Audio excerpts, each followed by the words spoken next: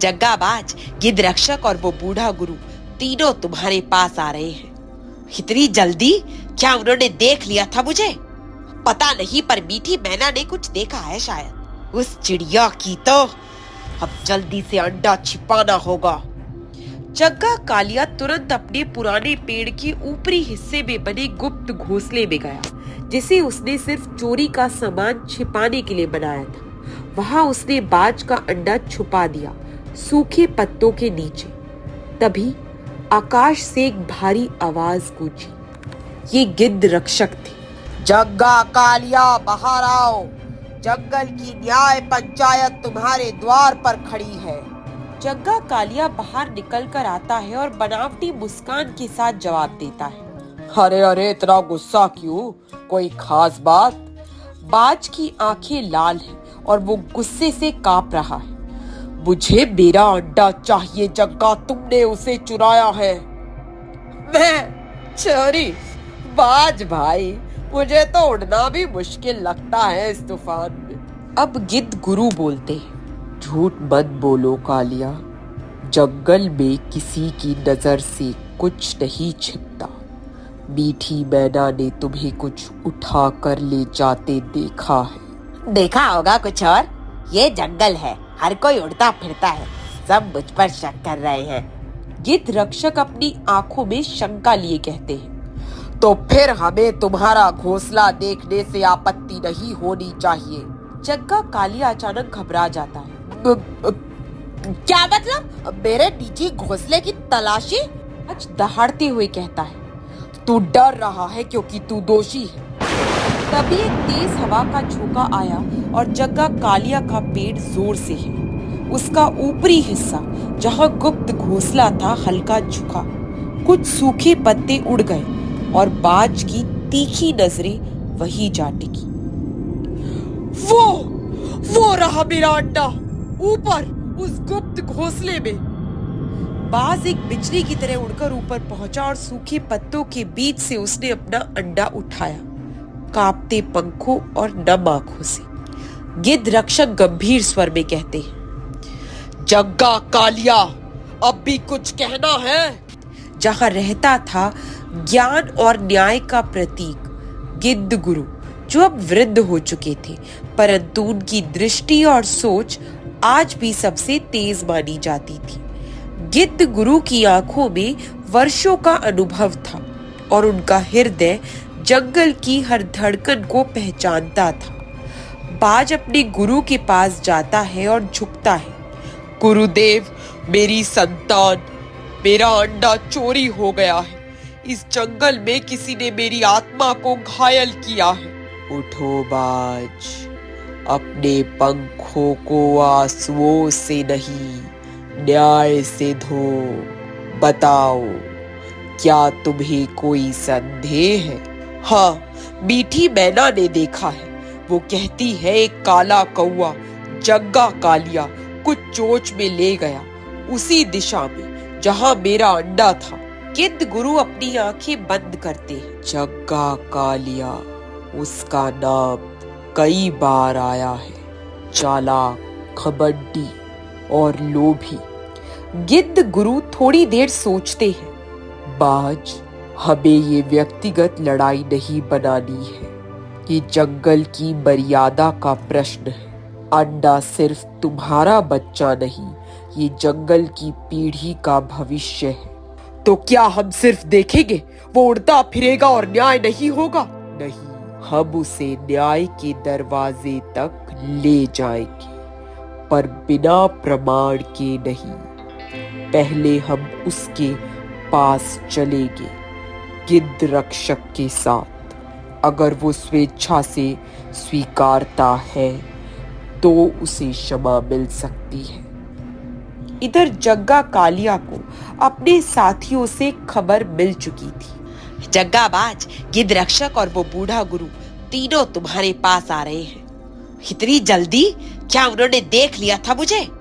पता नहीं, पर मीठी मैना ने कुछ देखा है शायद। उस चिड़िया की तो अब जल्दी से अंडा छिपाना होगा। जग्गा कालिया तुरंत अपने पुराने पेड़ के ऊपरी हिस्से में बने गुप्त घोंसले में गया, जिसे उसने सिर्फ चोरी का सामान छिपाने के लिए बनाया था। वहां उसने बाज का अंडा छुपा दिया सूखे पत्तों के नीचे। तभी आकाश से एक भारी आवाज गूंजी। ये गिद्ध रक्षक थे। जग्गा कालिया, बाहर आओ। जंगल की न्याय पंचायत तुम्हारे द्वार पर खड़ी है। जग्गा कालिया बाहर निकल कर आता है और बनावटी मुस्कान के साथ जवाब देता है। अरे अरे, इतना गुस्सा क्यों? कोई खास बात? बाज की आंखें लाल हैं और वो गुस्से से कांप रहा है। मुझे मेरा अंडा चाहिए जग्गा, तुमने उसे चुराया है। मैं चोरी?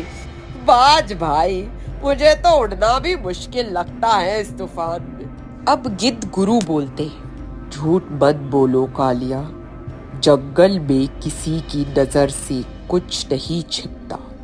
मीठी मैना ने तुम्हें कुछ उठा कर ले जाते देखा है। देखा होगा कुछ और। ये जंगल है, हर कोई उड़ता फिरता है, सब मुझ पर शक कर रहे हैं। गिद्ध रक्षक अपनी आंखों में शंका लिए कहते हैं। तो फिर हमें तुम्हारा घोंसला देखने से आपत्ति नहीं होनी चाहिए। जग्गा कालिया अचानक घबरा जाता है। क्या मतलब? मेरे निजी घोंसले की तलाशी? आज दहाड़ते हुए कहता है। तू डर रहा है क्योंकि तू दोषी है। तभी एक तेज हवा का झोंका आया और जग्गा कालिया का पेड़ जोर से हिला। उसका ऊपरी हिस्सा जहां गुप्त घोंसला था हल्का झुका। कुछ सूखे पत्ते उड़ गए और बाज की तीखी नजरें वही जा टिकी। वो रहा मेरा अंडा, ऊपर उस गुप्त घोंसले में। बाज एक बिजली की तरह उड़कर ऊपर पहुंचा और सूखे पत्तों के बीच से उसने अपना अंडा उठाया, कांपते पंखों और नम आंखों से। गिद्ध रक्षक गंभीर स्वर में कहते हैं। जग्गा कालिया, अब भी कुछ कहना है? जग्गा कालिया घुटनों पर गिर जाता है। मुझे माफ कर दो, मैं लालच में अंधा हो गया था।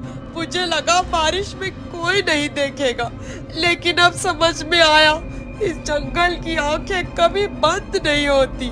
गिद्ध गुरु ने गूंजते हुए कहा। जग्गा, अंडा चुराना सिर्फ चोरी नहीं, ये जीवन चुराने जैसा है। जो दूसरों की संतान को छीनता है, वो जंगल की आत्मा को घायल करता है। गिद्ध रक्षक भी बोले। तुम्हें जंगल की प्रत्येक चिड़िया से क्षमा मांगनी होगी और एक वर्ष तक अंडों की सुरक्षा का कार्य करना होगा, तभी जंगल तुम्हें फिर से स्वीकारेगा। जग्गा कालिया फूट फूट कर रोया। उसकी चालाकी का घमंड टूट चुका था। बाज ने अपने अंडे को सीने से लगाया और पहली बार उसकी आंखों में सुकून लौटा। मेरे बच्चे, मैं तुम्हें फिर कभी अकेला नहीं छोड़ूंगा। जंगल में न्याय स्थापित हुआ। बिजली अब भी चमक रही थी, पर एक माँ बाप की गोद में लौटा जीवन अब अमर हो चुका था।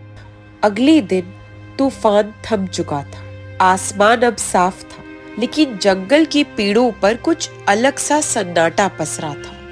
ऐसा लगता था जैसे पूरी प्रकृति कुछ सोच रही हो, कुछ सीख रही हो। गिद्ध रक्षक ने पूरे जंगल में संदेश भेजा। आज दोपहर को जंगल की पंचायत बैठेगी। न्याय हुआ है, अब सबक भी साझा किया जाएगा। पंचायत वृक्ष के नीचे हर जाति के पक्षी एकत्र हुए। तोता, मैना, कबूतर, बुलबुल, मोर, उल्लू, मीठी मैना और कई और। मंच पर खड़े थे गिद्ध गुरु, गिद्ध रक्षक और बाज। बीच में खड़ा था जग्गा कालिया, शर्म से सिर झुकाए, थका हुआ, टूटा हुआ। गिद्ध रक्षक बोलना शुरू करते हैं। जंगल में हर जान, हर अंडा, हर जीवन पवित्र है। जो इसे चुराता है वो जंगल की आत्मा को चोट पहुंचाता है। बाज बच्चे के अंडे को अपने पास रखते हुए कहता है। ये सिर्फ अंडा नहीं, ये मेरा विश्वास था। इसे जिसने छुआ उसने मेरा दिल तोड़ा, लेकिन आज मैं चाहता हूँ कि वो दोबारा ऐसा ना करे। गिद्ध गुरु भी कहते हैं। जग्गा कालिया, न्याय तो हो गया, अब क्या तुम्हारे भीतर पश्चाताप भी जागा है? जग्गा कालिया रुधिर स्वर में आंसुओं के साथ जवाब देता है। हाँ गुरुवर, मैंने लालच में आंखें बंद कर ली थी।